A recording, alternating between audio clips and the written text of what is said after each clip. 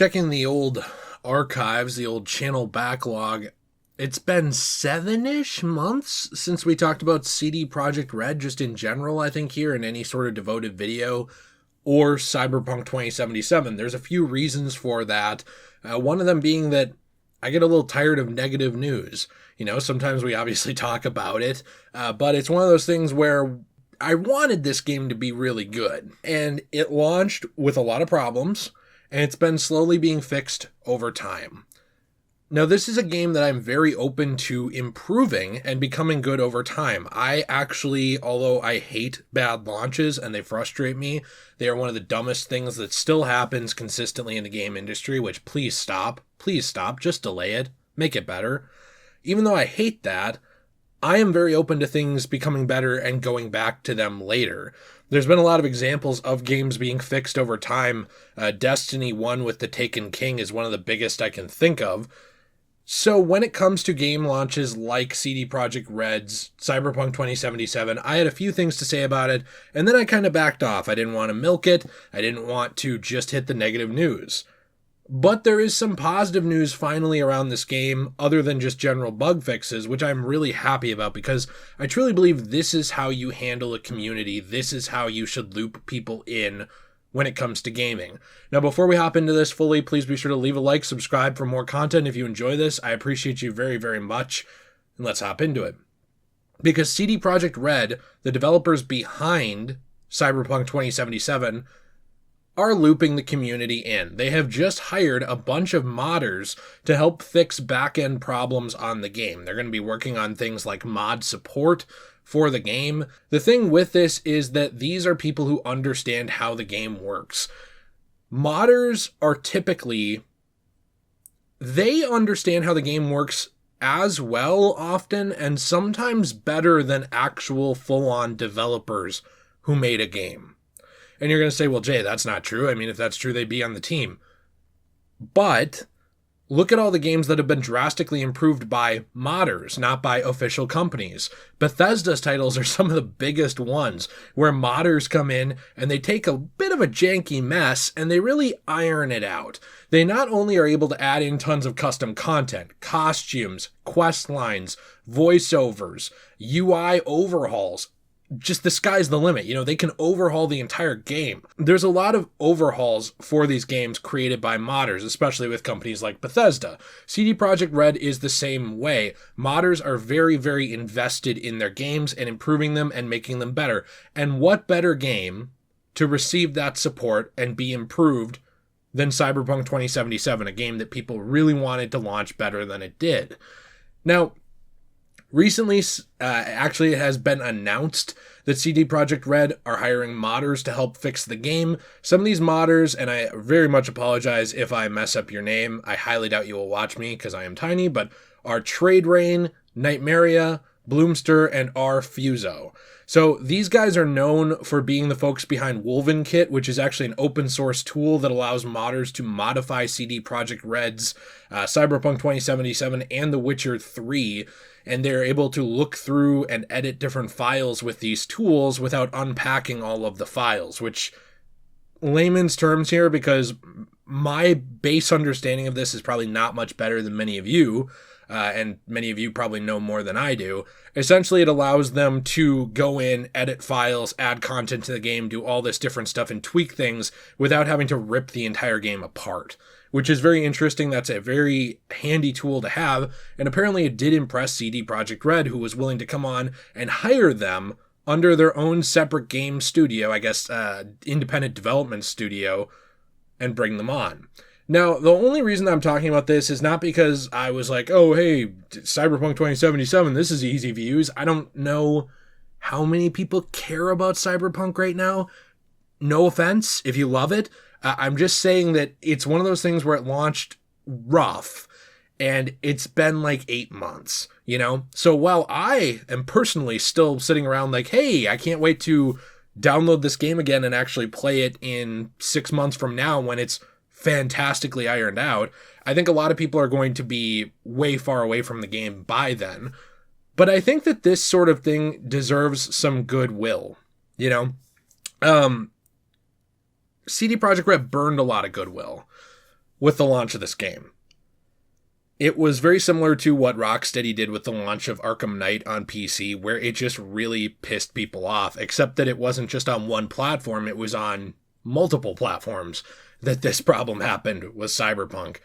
It's interesting because with this, it's worth mentioning that we talked about Bethesda a little bit too, and Bethesda was also hiring one of the the head writer of Fallout London, which was a DLC-sized Fallout 4 mod, to come onto the Bethesda Game Studios team as well and be an associate quest designer.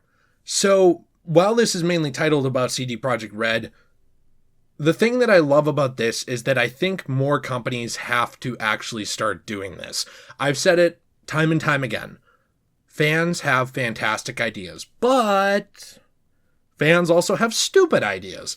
I'm one of them. You know, there's times where I come out here, I roll out an idea for a video game, you guys are like, that's fantastic. There's other times I roll out an idea for a video game, and people are like, that is stupid. What are you thinking? No one would buy that.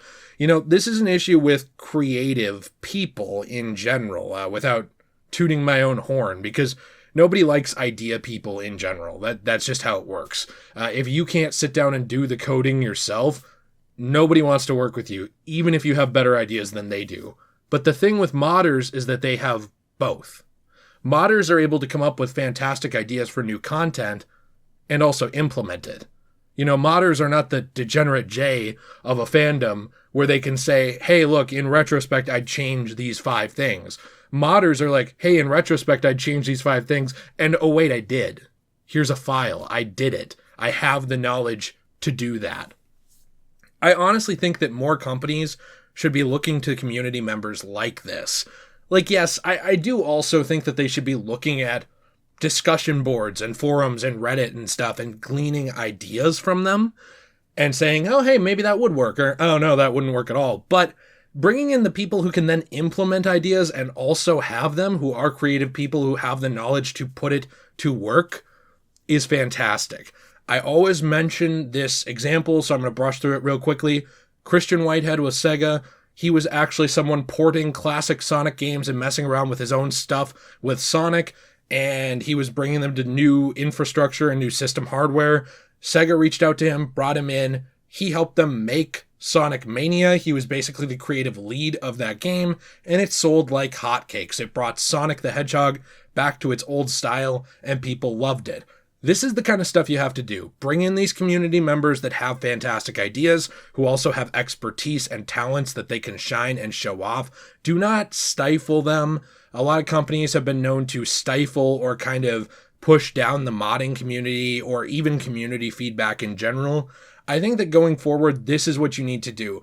Goodwill and I guess I don't want to say good faith, but goodwill with your consumers, people just trusting you because of your name, is something that's very much worn off in recent years as people realize how games are made and the quick process of getting them out, and realizing who's actually at the top. Even if the bottom 10 developers who are making the game are amazing, the top 5 suits or executives making it happen and funding it might be kind of stupid. You know, they have a ton of money, but they might not actually know how video games work.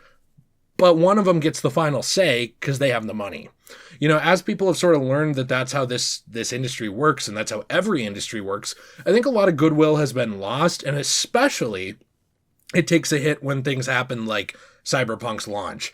So I think that this is how you fix that. I think you have to bring in community members that have ideas like this, and I think that it's really, really nice to see. Again, I don't want to discount anyone. You know, I think that if you have a great idea down in the comments of a YouTube video for a game, I still think that that's worth hearing. You know, that's a good idea.